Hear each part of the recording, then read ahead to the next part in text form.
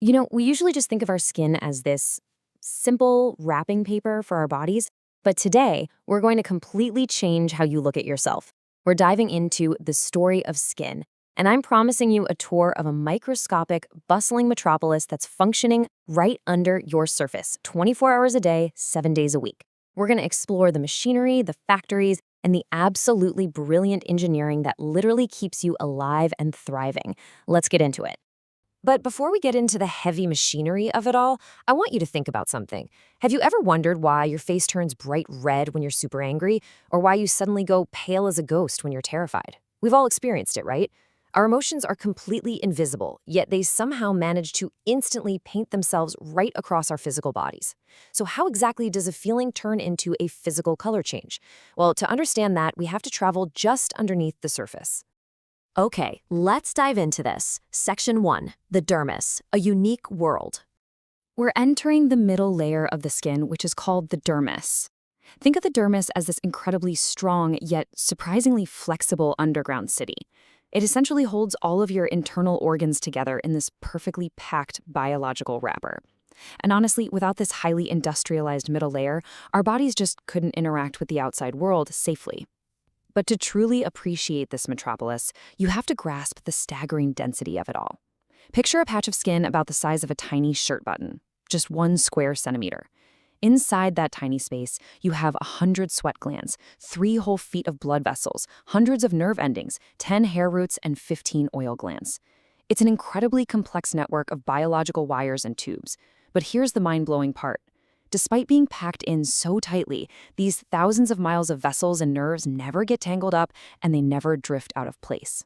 And you know those miles of blood vessels I just mentioned? They're constantly solving daily problems for you. And this brilliantly illustrates why our emotions and the weather outside physically change our skin color. When you're hot or when you're furious, your blood vessels expand. They widen to let heat escape through your skin, which rushes blood right up to the surface and makes you look flushed or red. But on the flip side, when it's freezing outside or when you're gripped by sudden fear, those exact same vessels constrict tightly. They pull the blood inward to protect your vital internal organs, which instantly drains the color from your face, leaving you looking pale. Your skin is literally reacting in real time to protect you. Let's transition over to the next zone of our factory tour, Section 2, your built-in air conditioning system. You know what happens when a car engine overheats, right? It just shuts down. Well, the human body is exactly the same, and your skin is the ultimate defense mechanism designed to prevent just a few extra degrees of heat from causing massive, life-threatening chaos.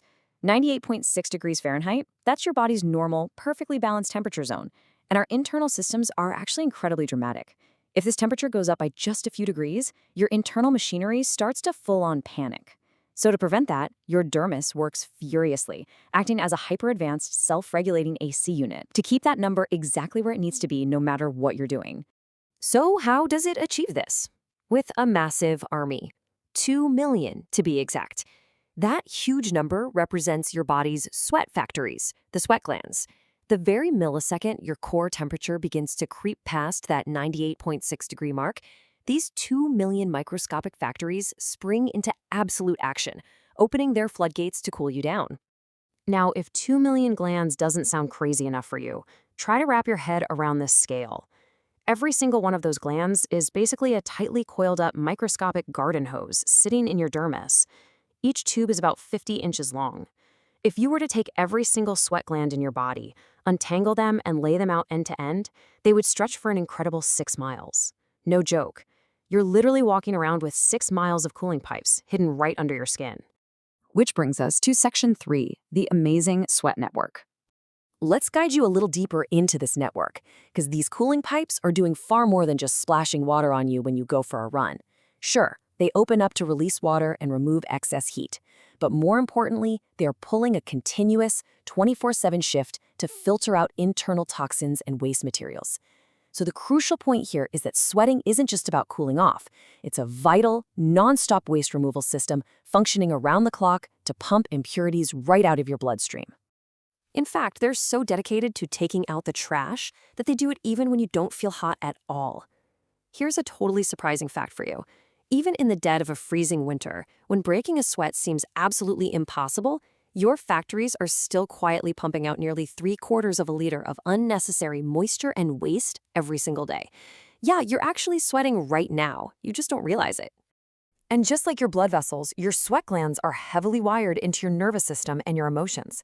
These tiny glands constantly betray our deepest, hidden emotional states. When you feel embarrassment or guilt, your brain sends a specific signal that triggers the glands right on your forehead to start sweating. But if you experience sudden fear, the signal routes differently, immediately triggering sweaty palms. It's like your biology is literally giving away your internal secrets. Moving right along to Section 4, Oil and Hair Factories. Let's leave the cooling system for a second and look at the structures that give us our hair and, remarkably, keep us completely waterproof. Yes, you are naturally waterproof, and it's all thanks to your sebaceous glands. These are complex, microscopic oil-producing factories attached right to the roots of your hairs.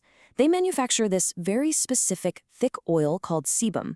This built-in moisture coats your hair and your skin, effectively waterproofing you against the elements, while simultaneously trapping essential body heat inside. Without these tiny oil factories, your skin would just dry out, crack, and completely fail to protect you. Let's see how this builds. Because sometimes, this machinery glitches out a bit, resulting in something almost all of us have dealt with: pimples. During puberty, hormonal changes cause these sebaceous glands to go into total overdrive, pumping out way too much oil. When you mix that excess thick oil with the naturally shedding dead skin cells around the hair root, it forms a microscopic plug. It clogs the pore, bacteria gathers, and boom, it emerges as acne. It's really just a temporary glitch in your oil factory's production line. Now, right next door to those oil glands are your hair root factories. Like tiny little onions planted deep in the dermis, they're constantly pushing hair up to the surface. But I want to bust a major biological myth right here, right now. Women's skin is exactly as industrialized as men's skin. Women actually have the exact same number of hair factories per square centimeter as men do. The only difference, hormones instruct women's factories to manufacture a nearly invisible, ultra-fine product, while men's factories produce a thicker, darker thread. But the actual machinery, totally identical. And that brings us to our final stop, Section 5, Melanin, your natural shield. We're entering the final section of our dermis torn out, and honestly, it's arguably the most beautiful and critical.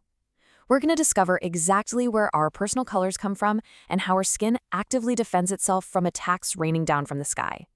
Your entire physical appearance is mixed and painted in these microscopic underground studios called melanocytes. These are highly specialized cells living inside the dermis that produce a pigment known as melanin. And the specific amount and type of melanin your personal factories produce dictates the exact, beautiful, unique shade of your skin, the color of your hair, and even the color of your eyes. To understand just how crucial this one single substance is to our standard biological makeup, we just have to look at what happens when these paint factories are entirely shut down. Some individuals are born with the genetic variation where their bodies just don't produce any melanin at all.